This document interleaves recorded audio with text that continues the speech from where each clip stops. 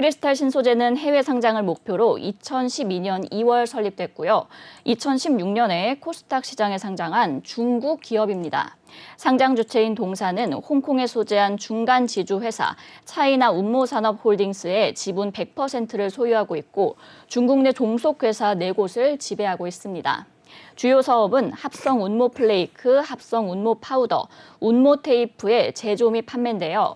합성 운모 제품은 펄안료, 절연재료, 다련재로 적용이 되는데 현재 사업을 중심으로 연구 개발과 생산 프로세스 개선을 통해서 합성 운모 시장의 지배력을 유지하고 있습니다. 실적도 한번 확인해 볼게요. 2021년도 연결기준 매출액은 622억 원, 영업이익 146억 원, 당기순이익 105억 원을 기록했는데요. 매출액은 전년 대비 31.4% 감소했고 영업이익은 52.9% 감소했으며 당기순손실은 52.4% 감소했습니다. 회사는 코로나19의 영향으로 매출이 감소했다고 밝혔습니다. 네, 이렇게 기업 정보 살펴봤고요. 대표님, 어떤 공시 확인해 볼까요? 네, 크리스탈 신소재 바로 어제 했습니다. 회사 공시 살펴보도록 하겠습니다.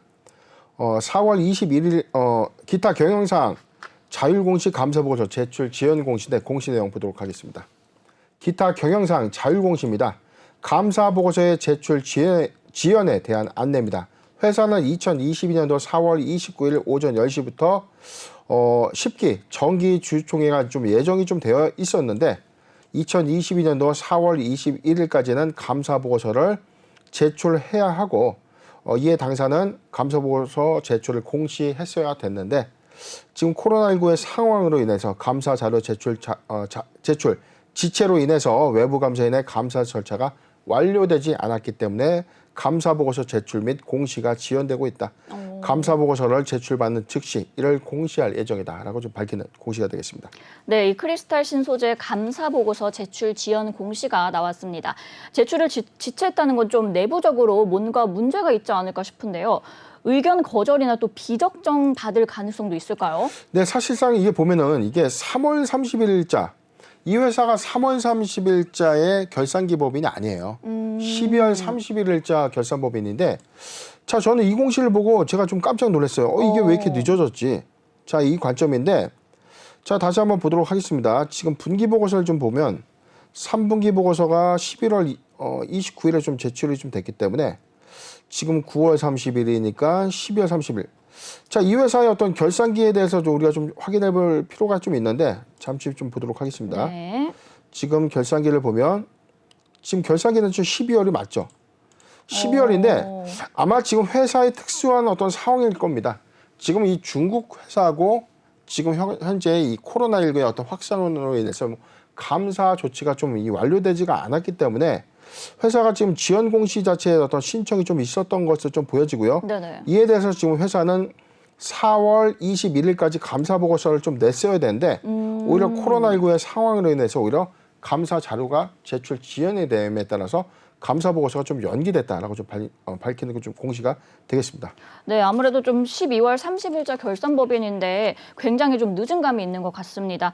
이 국내에 상장된 중국 기업들의 사실상 시장 신뢰를 많이 잃은 편이거든요. 그렇다면 중국 테마주, 이런 크리스탈 신소재 같은 중국 테마주는 어떻게 봐야 될까요? 네, 2011년 당시에는 이 중국의 고섬이라는 회사가 상장 폐지가 됐었고요. 제 기억으로는 한 2000년대 한 중반까지만 하더라도 지금 당시 제가 정확하게 기억을 할 때 2000년대 한 중반 한 20개, 한 30개 미만의 중국 회사들이 코스닥 시장에 많이 상장이 됐었어요. 네. 근데 지금 전체적으로 최종 다 상장 폐지가 됐었고 전체적으로는 지금 한 11곳 정도가 남아있는 상태인데 이 11곳 중에서도 사실상 재무 상태라든가 공시의 어떤 이 리스크라든가 이런 부분들이 말끔한 회사들이 없다는 거죠. 그렇기 때문에 이 중국의 어떤 이 시장이 급격하게 커질 것이다라는 어떤 전망으로 투자를 했던 이 투자자 입장에서 중국 테마주죠. 중국 테마주에 대한 어떤 매기 유입에 대해서는 오히려 신뢰성이 크게 훼손됐기 때문에 일단 중국 주식을 우리가 매수를 해야지라고 판단을 한다면은 사실상 매수 관점에서는 많이 피하는 종목들이 아닌가 싶어요. 왜냐하면 그동안 보여줬던 것들이 정기보고서를 정확하게 냈지만 분식회계 관련된 사건들이 있었고 회사가 뭐 말이 좀 안 되는 이유로 상장 폐지가 되거나 최근에는 뭐 공모가액의 뭐 4분의 1 수준의 어떤 자진 상장 폐지까지 좀 결정하는 이슈까지 좀 불거지면서 중국 관련주의 어떤 이 신뢰감이 좀 크게 훼손된 것은 맞다라고 판단해 봅니다. 아무래도 좀 중국 관련주는 피하는 것이 좋겠다라고 말씀을 해주셨는데 이 크리스탈 신소재 코로나19로 매출이 감소하긴 했지만 이외에도 좀 대외적인 변수들도 많은 것 같아요. 대표님 그럼 전망과 또 대응 전략까지 부탁드릴게요. 네, 지금 일단 크리스탈 신소재 실적을 좀 보면 회사의 어떤 외형 구조가 좀 나쁜 편은 아닙니다. 지금 국내 상장한 이 중국 관련주 중에서는 크리스탈 신소재가 사실상 시총 규모가 좀 가장 크고요. 가장 많은 투자자를 보유하고 있기 때문에 사실상 모든 중국 관련주가 나쁘다, 좋다 이런 관점이 아니라 그동안 신뢰성 관점에서 우리가 좀 파악을 좀 해봤을 때는 크리스탈 신소재 외에 종목들은 좀 실망감을 준 것은 좀 사실입니다. 그런데 크리스탈 신소재의 경우에 수익성을 좀 기반으로 해서 성장을 좀 해왔던 것은 맞거든요.